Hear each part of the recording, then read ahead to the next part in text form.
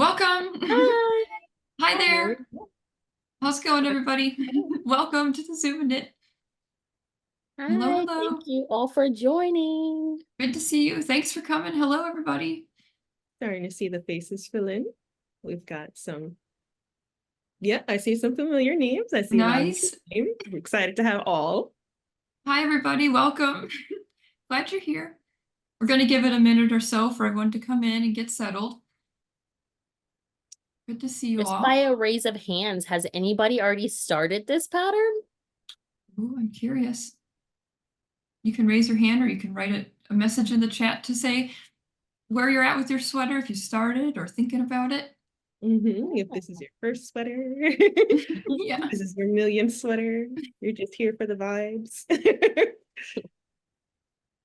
Hi, everybody. If you're Like just joining, hello, shaking up hello. yes and no. So I'm going to take that as a yes and no. Yeah, good Oh, mix, good someone's mix. doing a gauge swatch. Awesome. Love it. We love to hear it. Yes. Awesome. Haven't Haven't started. started.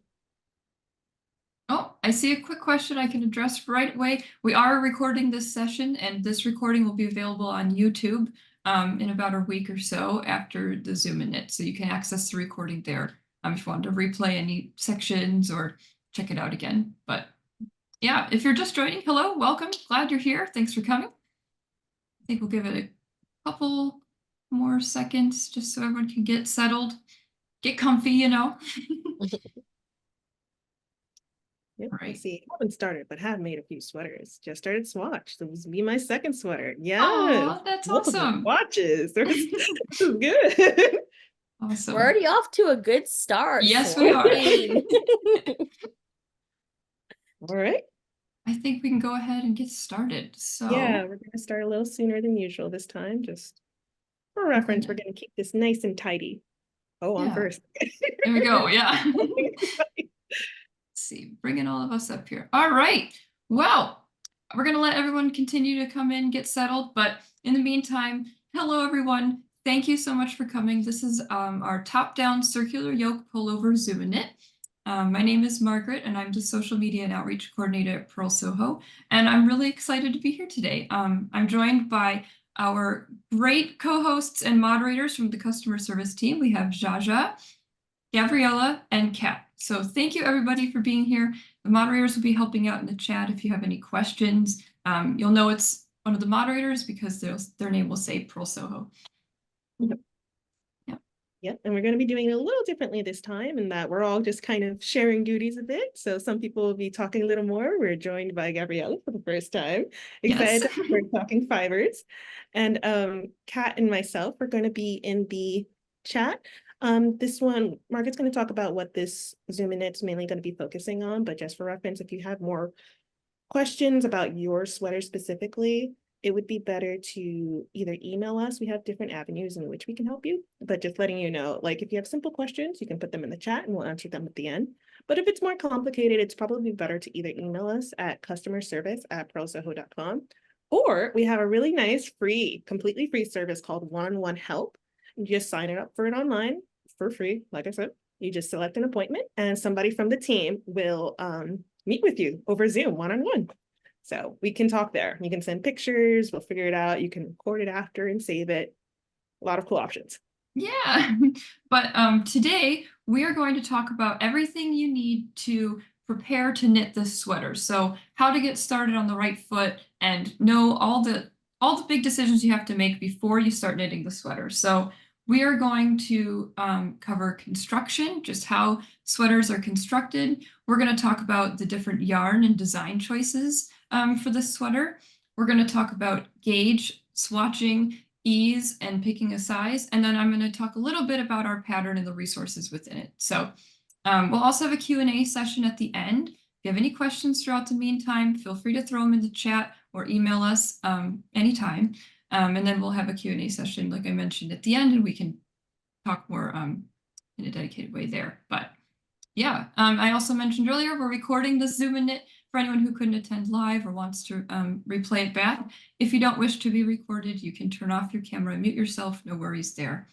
But I think we're ready to go ahead and get started. Did I cover everything, Jaja? I think I did. There's this one thing I forgot to mention earlier. Oh. Okay. regards to the chat. So we are going to be looking at the chat, but just a Yeah. reminder, if it's your first time, there is an option as default to type to everyone that you might see. Sometimes people will direct message either myself or Margaret, but it's best to message everyone so that we can make sure that that doesn't get missed at the end for Q&A. Yeah, perfect. Awesome. All right, well, I'm going to go ahead and move around these cameras here so you can see everything. Just a second. And all right, let me switch over to my document camera. So first thing I want to cover is I have some little tiny baby sweaters. These are so cute. So for the this top-down circular yoke sweater is a top-down pattern. There's 3 common sweater constructions: top down, bottom up, and knit flat. This sweater is obviously top down, but I wanted to kind of compare against top down and bottom up just so you have an idea of how these differ. So these were so fun to make. This is the top-down circular yoke pullover, and then this is another one of our patterns, the lightweight raglan pullover. So for a top-down, we'll start here. What it means when you knit a top-down sweater is you cast on along the neckline, you work through the yoke in increases to make this section larger, and then at right around this point, you'll divide off for the sleeves and then focus your stitches so you're just working the torso the rest of the way, and then you'll bind off along the hem. Then you'll go back and pick up the sleeves, adding some stitches for the underarms, and work those separately and bind off there. Now, for a bottom-up sweater, you'll start down here instead of around the neckline. You'll start at the hem around your waist. You'll work up, and then at this point, you'll also separately work 2 different sleeves, very small sleeves in this case, and then you'll join it into one big loop right here. And then what you'll do is you'll decrease through the yoke to the neckline where you'll bind off. So it's just different ways of doing things. A knit flat sweater is kind of what it sounds like. You'll knit everything in pieces and then seam it together and then work the sleeves. Everything, all designs are good and all constructions are good. It's just how the certain construction works with a certain design. I see a question in the chat asking if one style is easier than the other for beginner. I think they all have their pros and cons, but a top-down sweater is really advantageous to knit if this is your first sweater, which is kind of why we picked this pattern, because you can try it on as you go. And let's say you get here and you're like, oh, okay, my sweater's a crop top. I actually want it to be a full-length sweater. You can just keep on knitting. It's really nice to be able to try it on as you go and see how you feel. So that's why we're working with a top-down sweater. But yeah, so it's something to be familiar with if you're new to sweater knitting. But next, Jaja and Gabrielle are going to tell us a little bit about some choices you'll have to make when you start planning the sweater. So let me add them back up here. And remove my spotlight here. There we go. Okay. So again, this time we're going to talk about the fibers to start off. So this is really interesting. For the first time, we did the same pattern, but we did a sample in 3 different yarns. So Gabriella's going to show them real quick, and she happens to have them in the exact colors that we did all of the samples in. Really fun. So the first one I wanted to talk about is Plein Air. It's one of our newest yarns, and it's a really lovely mix of mainly wool. I believe it's 67% wool and cotton. And so there's a description for each in the pattern already if you don't already have it. But one of the really interesting things about this is that it has a really nice body and structure from the wool, but it also has a really good weight and coolness to it from the cotton. And so it's really good for year-round sweaters, which is really nice. Maybe not necessarily summer per se, but just, those months in between, if you do the actual, short sleeve version, then that might be nicer. But I would say around now is perfect time. Perfect transitional yarn. Yes, a perfect transitional yarn. And it's really good if you've ever wanted to kind of see a mix between cotton and wool. I feel like it really works together really interestingly. It's actually really similar, I was surprised, to Cashmere Merino Bloom, which we're going to talk about next. The first thing I noticed is that they're actually both 2-ply. And 2-ply yarns tend to have a really softness and buoyancy to it. So they're really cushy and cozy. And they work up similar in that they have that body and structure, which is really nice, and the bloom. So when they're blocked, like they just tend to be really forgiving and just not show any kind of tension as much. So it's really nice for beginners, I feel like. You can see, yes, thank you, Gabriella.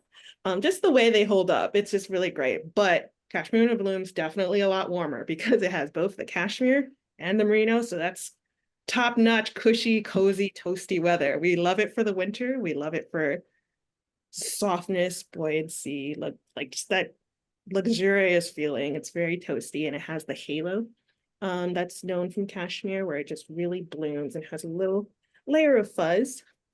If you get in close, I don't know how close you can see it, but you'll see it more as you're working with it, where it definitely blooms after you're blocking it. So very important when we talk about gauge to block it before you finish your swatch. So love Cashmere Merino Bloom. We've had that yarn for a while. It is a classic favorite. Love that yarn. One of my favorites. And then finally we have Morning, which is a really interesting yarn. All of these are DK weights. This one is mainly cotton, but it also has 25% yak. So it's machine washable, which the other two aren't.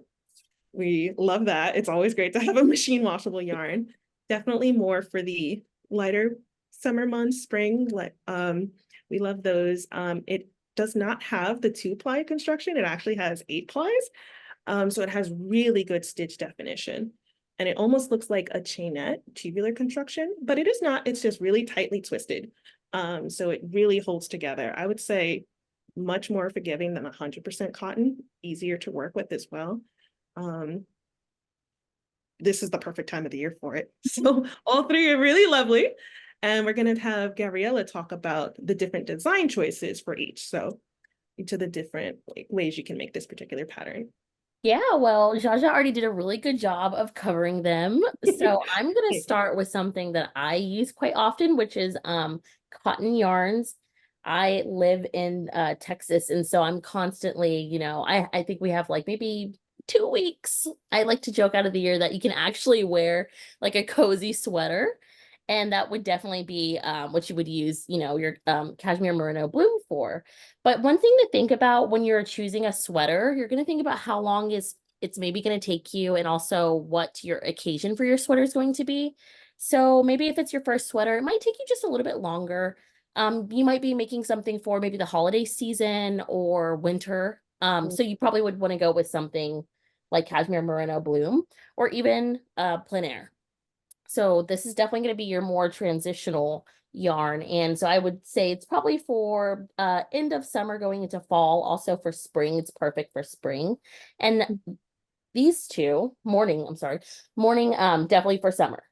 If you live in the southern hemisphere, summer. But both of these, I think, can give you more wear if you're looking for something to knit a short sleeve version of the pullover that we're talking about today. Then these will probably be the perfect options. Not to say that you can't use the cashmere merino bloom. It's just these will get you more wear throughout the year, especially during warmer months. Yeah, and so another thing to think about is what kind of hem. So in this pattern, you actually get multiple options. So you get a short sleeve option, you get a long sleeve option, and you also get a 3/4 length option. And so that's also another thing to think about when you're going to be combining and making your first sweater, or just this pattern in general. And also we have options for a ribbed neckline, kind of like this. So just a ribbed neckline. And we also have an option for a rolled hem. I like to think of rolled hems to be more relaxed and casual. I personally don't like things too close to my neck. So when a rolled hem is an option, I like to go with that. So it's just really about what details you want in the sweater once you're finished.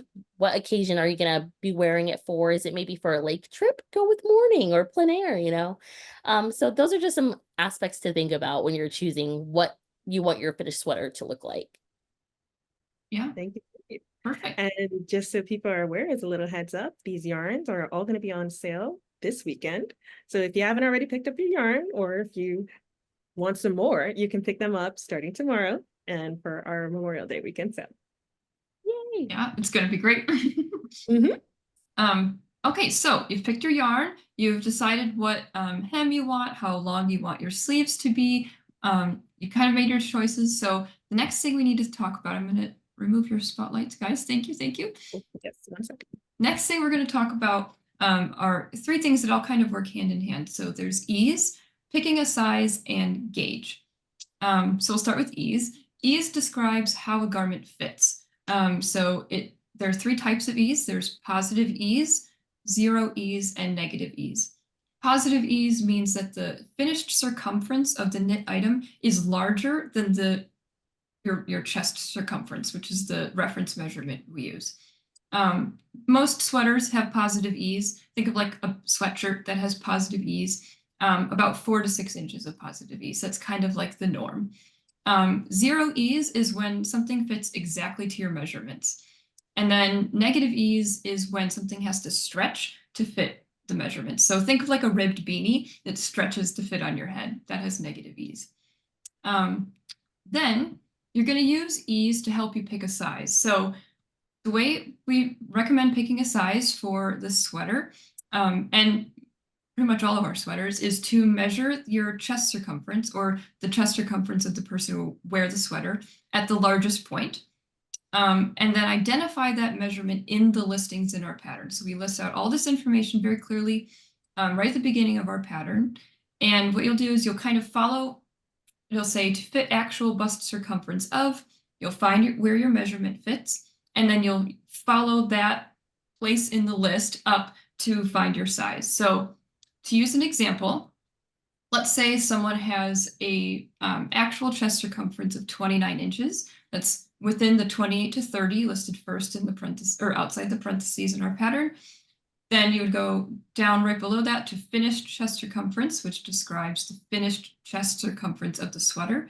The smallest would be 34 inches, which tracks with the 28 to 30 actual chest circumference, which means that a person with a 29-inch chest circumference wearing a size 34 would have 5 inches of positive ease. Their sweater would be 5 inches larger in circumference than their chest. So that's how you kind of use ease to help inform size, and which size to pick. If you're in between sizes, that can be a hard place to be, but no worries. All you want to do is just choose the amount of ease you would like. So if you'd like more ease or less ease, you can choose accordingly. And the way you do that is just subtract or add, or measure the difference between the sizes listed in our pattern, which are the finished chest circumferences of the sweater, and then against the actual chest circumferences. But all of that doesn't matter unless you match gauge. If you don't match gauge, then all of that's not going to work out. So gauge is super important. If you're new to knitting sweaters, gauge and knitting a swatch to measure your gauge is something super useful to have in your toolbox with you. If you're new, gauge is a reference measurement so that your knitted item will turn out at the same dimensions as the pattern. Let me show you real quick. So the way you can measure gauge is by knitting a swatch. So let me switch over to my camera here. So in this pattern, the gauge is 21 stitches over 4 inches and 29 rounds over 4 inches on larger needles. So for that pattern, that's a US 6. So I started by knitting a gauge swatch with a US 6. I did more than 21 stitches and more than 29 rounds so that I can measure the central 4 inches. Your tension can change as you near the edges of a knit piece of fabric. So that's why I added a little bit more. And what you're going to do is measure over the central 4 inches here. So I have this from our Brass Knitters Toolkit. It's a great weighted ruler to lay down over your fabric so everybody stays where it needs to be. And you're going to measure or count your stitches over 4 inches. A quick note here, I have blocked this swatch, which means I soaked it in a little tub of water with a little bit of our sweater soap for about 20 minutes, and then burritoed it up in a towel and squished extra water out and then laid it flat to dry. This is a really great thing to do because you're going to block your finished sweater. So you want your gauge swatch to be blocked to reflect the measurements of your finished sweater. So to count our stitches here, zooming in, I'm going to show you real quick how to count stitches and then what to do if you're not at gauge. So here we go. To count the little stitches, this is a little V shape, so that's one stitch here. So here we go. We're going to count. This is 1, 2, 3, 4, 5, 6, 7, 8, 9, 10, 11, 12, 13, 14, 15, 16, 17, 18, 19. So with US 6, I got 19 stitches to 4 inches, which means that I'm going to try a smaller needle size so I can fit more stitches in 4 inches here.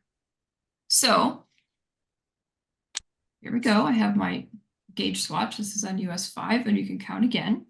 And I would do the exact same thing for rows. I would count vertically and just count all the stitches up and down. We're aiming for 29 there, but let's go back to stitches real quick instead of rows. Let me line this up. All right, so here we go. We're 4 inches on a US 5. 1, 2, 3, 4, 5, 6, 7, 8, 9, 10, 11, 12, 13, 14, 15, 16, 17, 18, 19, 20, 21. Bingo. That's what we were aiming for. So for me, that would mean with the way that I knit, every knitter's tension is different. The way that I knit, a US 5 would be the larger needles for me, and I would use a US 4 for the smaller needles when it asks for switching to smaller needles in the pattern. A good way to remember this. So let's say for me, gauge always kind of messes with my mind when I'm thinking, okay, I'm not at gauge. I need to adjust to suit gauge somehow. Do I need to go up a needle or down a needle size? One way you can think about it is think about an adult and a toddler walking over the same distance. The toddler is going to have to take more steps because they have shorter legs than the adult, which means you're going to want to have, if you want more stitches over the same distance, you'll need to knit with a smaller needle. That's just a fun little way to think about it. Let me make sure I have everything here. Oh, yeah, how close is close enough? That was a note I wanted to include. So I was able to get exactly 21 stitches to 4 inches here. But let's say I was at 20. I think that would be okay to continue on. If I was at maybe 18 stitches to 4 inches, I would want to knit another gauge swatch and try again because with a different size needle, so that I can get closer to that goal of 21 stitches equals 4 inches. Same with rows. Row gauge is, I would say if you're going to pick one to favor, I would definitely favor stitch gauge. Row gauge, especially with a top-down sweater, you can always knit more rows to extend the length of your sweater. You can't always add stitches in the circumference of your sweater. So that's why I recommend trying to hit the target of stitch gauge. But just to demonstrate real quick, in case you haven't done it before, this is how you count row gauge. So I'm going to use this real quick. All right. So to count row gauge, just to be thorough here, we're going to start right here and we're counting all the V's again. So we're aiming for 29. So let's see how many we have. 1, 2, 3, 4, 5, 6, 7, 8, 9, 10, 11, 12, 13, 14, 15, 16, 17, 18, 19, 20, 21, 22, 23, 24, 25, 26, 27, 28, 29, 30. Almost 30 and a half. So I'd say that's just fine. I met the stitch gauge. The row gauge is just one round off. I think we're okay to continue. We would want to rethink if I was at maybe 34 rounds, for example, like that would be a little bit too far away from our target zone. So yeah, the other thing I wanted to mention is that this, a sweater can take a while to knit.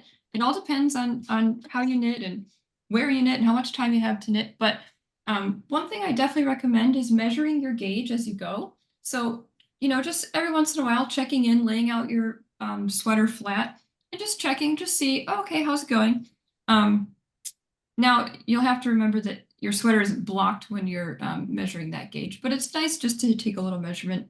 And if you want to switch it up between rows or something. But yeah, so gauge, ease, picking a size, they all play together so that you can make sure your sweater turns out exactly how it's intended to turn out. And that's kind of the fun thing about knitting too, is you get to choose how your clothes fit. So if you like a bigger fit, you can choose something that has more ease and a bigger size, and you can choose exactly what you want. So yeah, you have all the tools, you have everything you need to knit the sweater. So I encourage you to just go forth and knit it and enjoy. It's a great learning experience. It's a great accomplishment to knit your first sweater. So definitely pat yourself on the back, because it's a huge step as a knitter. If you want to pick up the pattern and don't have it yet, our moderators will put a link in the chat to that. But yeah, that's quick, everything you need to know to knit the sweater. I'm going to add some spotlights back up here. And yeah, do we have any questions? We do have a Q&A. couple when I was Okay. gathering. We answered a few of them in the chat, but I'm going to try and answer the others right here. So the first one I'd like to go over. I assume you will talk about short rows in the pattern, and well, let me say the full thing. Okay. Is there only one section of short rows? I started last night and just want to make sure I did it right. Oh, okay. Yeah. So yes, I believe there's only one section Yeah. for short rows in this sweater, and I'm glad you asked that. Just to kind of explain what short rows do, you can see I'm holding up the sweater here. It's perfectly in half. I'm not holding the front further down than I am the back. Short rows create this nice raised back of the sweater so that when your sweater sits, it doesn't, like this part doesn't ride up. Short rows create just a little bit of extra fabric in an isolated spot so that the fabric is higher here than it is here, which allows the sweater to sit very comfortably on your shoulders and not ride up or get wonky. Yeah. And Does that? optional as well. That's something Yes. you do not have to do them if you don't want to. It's just it'll have a little more of a boxy feeling, and the front will ride higher up. Yeah. But it's called shaping, so it's just an added way of customizing your sweater. Yeah. And so this kind of ties into another question. Will the necklines on the sweaters fit closer to the neck than the neckline of the sweater Gabriella is wearing? Sorry. Yes, is the short answer. Yes. Yep. All of these beautiful increases here are what fill in that space. Right there. So even the ribbed neckline here will fit closer. So yeah, and but this you can designed to be a little tighter, a little closer. Yeah. You can also reference that in our pattern. We have a schematic that describes the neckline circumference at every single size. So you can identify your size within the schematic and see how big the neckline will be. And then you can measure it on yourself, say, okay, I like that. So. Yeah, it's good to get even just a string of yarn or a loose tape measure. I like a string of yarn just to get it around and actually put it around you to see whether or not you're comfortable with that. Right. Yeah. And then another little more complicated question, but I think we can try to answer this. If you're not satisfied with the answer, I recommend emailing this one in so we can figure out for your size what to do. But I would love information on how to adjust if you need a larger sleeve size versus torso size. Is it easy to just add stitches to the sleeve? Right now, I would have no ease in the sleeve, the size that I would need with my desired ease in the chest. One quick answer I can think of right away is just use a bigger needle for the sleeves than you did for the body. Like, why not? And especially if you knit a gauge swatch at different sizes, you could even swatch beforehand just for the sleeves, but that will create more stitches over the same amount of distance, which will create a bigger fabric. So depending on if your gauge swatch turns out favorably for you, a bigger needle might be all that you need. Yeah. Yeah. Because again, you could cast on a few more stitches just in the sleeve when you're picking them up again. But for that, again, I would recommend reaching out to us so we can figure out, make sure that the if you want a ribbing cuff at the end, that it just matches up with the right multiple stitches. Yeah. You could also pick up more stitches in the underarm area. Yeah. You could pick up more stitches than what the pattern suggests. I would just be mindful as you knit. I would just kind of knit a little bit, test it out, see how it goes, and make sure that the fabric doesn't like buckle in any way. But that would be Again, another trick to have too. Larger needle and picking up more stitches, you're good. yeah, you can always try it with the top down. It's good to put a lifeline in then. If you're not sure, keep the lifeline in for like, in case you have to undo it, it's too big, too tight, and that way you can adjust to your size specifically. Yeah. Yeah.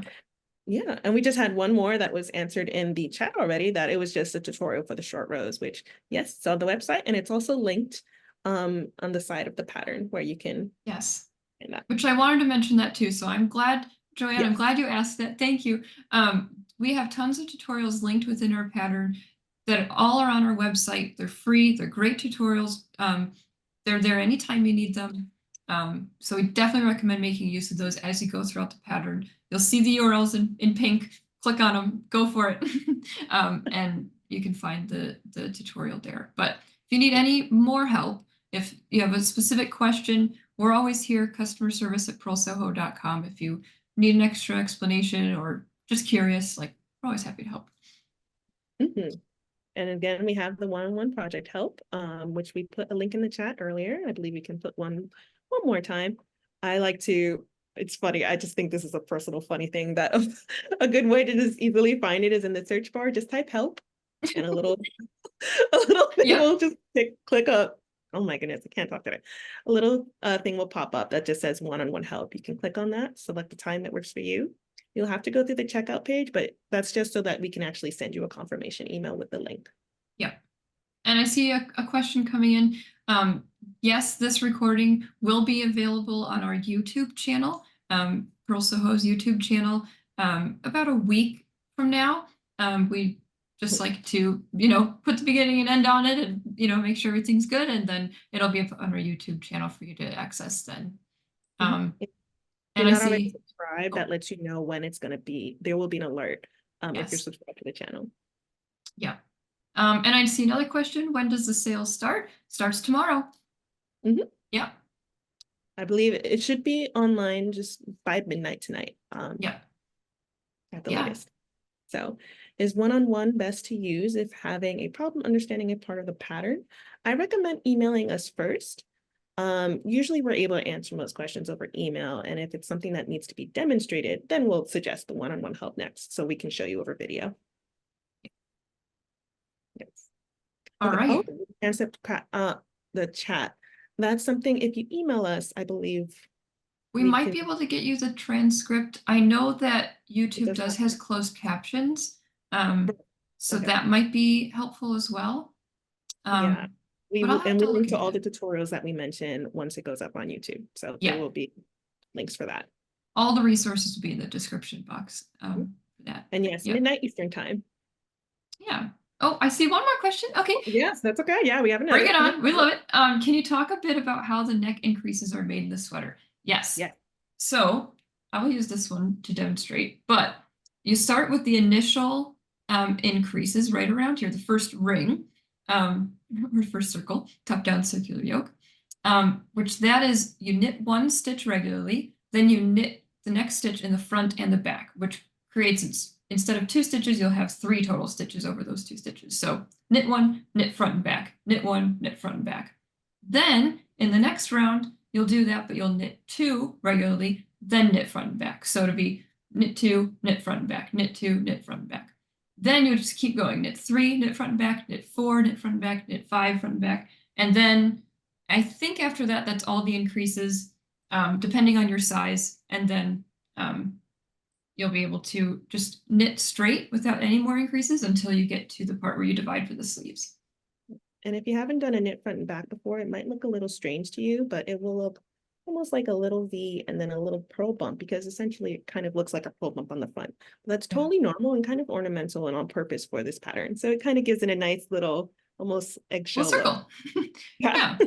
I always can identify a knit front and back stitch because there's a little bar next to the stitch. So that's like the knit front, and then the bar symbolizes the back. Really decorative, but I think it looks pretty and it just spaces it out really evenly. Yeah, exactly. Oh, okay. Is there a good way to avoid getting holes in the underarms? no.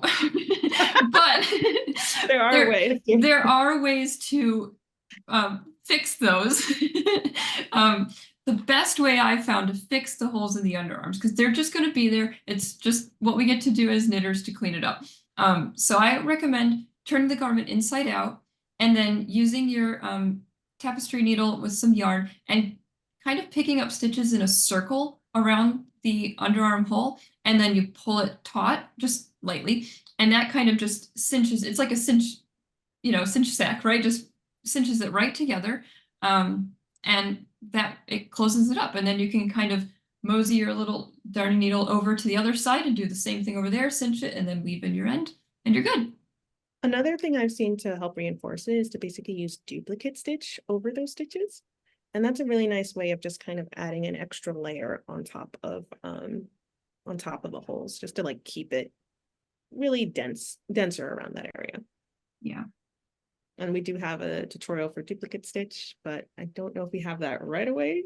Yeah. Pop in there if you have time, Kat, to find that. It's on our tutorials page. But in the meantime, I see a question asking, please explain again if it says knit 9, knit front and back 28 times. What that means is the series of knitting 9, knit front and back, that series will be repeated 28 times. I believe that's... So you're going to knit 9 stitches, then do your knit front to back. And so you're basically going to have 9 plus 2. And then do that 28 times. Right. I read the yoke increase as knit 1, knit front to back, over and over until the end of the round, rather than increasing the knit stitches.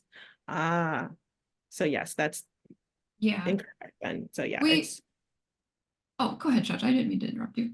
Oh no, I just wanted to like the knit 9 stitches individually, then knit front to back. Yes. Yep. So they're sets and they spread out over time each time you do it.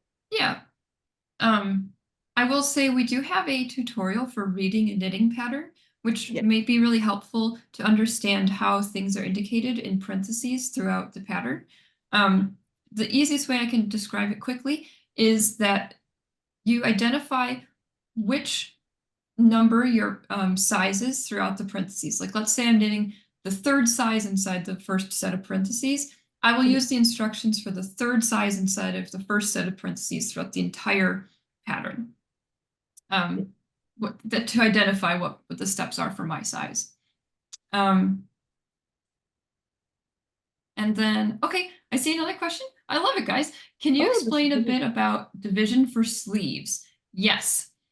So I'm wondering the best way I'm going to use the tiny little sweater for this. Swatch. Yes. This is honestly probably our #1 question when you're starting a top-down sweater. It's a really good question. So when you cast on for the sweater, you are starting right around here, around the neckline, and you're working this neckline radius all the way out. So this is just a nice big circle. You're working all the way out. Then when it gets time to divide for the sleeves, essentially what you'll be doing is you'll be grouping your stitches into 3 groups. Sleeve number 1, torso, sleeve number 2. So you'll be knitting stitches, then flipping your knitting around and using a yarn needle with some spare yarn on it and hooking that through those stitches you just knit, the number of stitches that your size needs, and taking those off your needle, and those on-hold stitches on that piece of yarn will be used for a sleeve. Then you'll continue knitting around, you'll do the same thing for the next sleeve, and then you'll continue knitting around again, and by the time that you're done with that division round, all the stitches you'll have left on your needles will be for the rest of the torso, the body. And the 2 sets of stitches you have on scrap yarn or your stitch holders, whatever you're using, those will be for sleeve 1 and sleeve 2. And that first round that you continue after separating for these sleeves and the body is always going to look a little wonky, because that's where the holes start to appear that somebody was asking about earlier. Yeah. So totally normal, but after the first, or I feel like after the second round of going all the way and around and you're just doing the torso, it evens out, and it's nice because you don't have as many stitches at that point. Yeah, it's kind of a great, like, oh my gosh, don't have to knit as many stitches. It's a great refresh point. But yeah, those stitches for the sleeves will just be off on scrap yarn in the meantime while you continue knitting the rest of the sweater. Oh, okay, so how do you knit all the way around with some stitches on holders? Well, the trick here is that you will have already knit those stitches. So let's say this is the direction of work. We're knitting, knitting, knitting. We've knit all through these stitches. We stop knitting here, and then we put these stitches on hold behind us. That means our working yarn is still here, and then we'll keep knitting, knitting, knitting. Well, these are on hold. So it'll be kind of silly, a silly feel on your needles because these stitches will be kind of hanging off, but most of them will still be connected. But that's how it's supposed to go. So yeah, anyway, keep knitting, knitting, knitting. And then we'll knit all the way around here. And then at this point, we'll stop. We'll have just knit this, so our working yarn's coming off here, and then we'll retroactively go back and pick these up with our spare yarn. And then we'll be ready to There's continue. one other thing I wanted to add to that, though, that if you're not at that point yet, you might not be aware, but the underarms. So as you, fortunately, I don't have a thing, but you start at the center back, so maybe you can kind of like show it and I'll talk through it, Margaret. Okay. So you're starting at the center back of the sweater. You're going to go towards all of that, but on the following round, what's going to happen is you're going to cast on extra stitches for the underarm, because otherwise it's just going to be a really like this weird gap in between. And so that is what's going to help later, because you're going to, it's going to look a little weird, but you're going to have some extra stitches specifically for the arm, because that way you can have something on both sides for the sleeve and for your armpit, basically. And that's what creates that three-dimensional part that connects your sweater. Yeah, that's what bridges the Yes. gap. If I can Yes. kind of zoom far enough out Exactly. here. Here's our shoulder coming off. This is what extra fabric you cast on right here, so that otherwise you would just be knitting, you know, this. So if you have this extra fabric here, then you create an actual like underarm area. Yes, so you're not knitting around the arm again, that's completely to the side. You're going to cast on some extra stitches for the underarm, and then you continue along the front of the sweater. Then you come back around, do some other, oh, sorry, it's okay.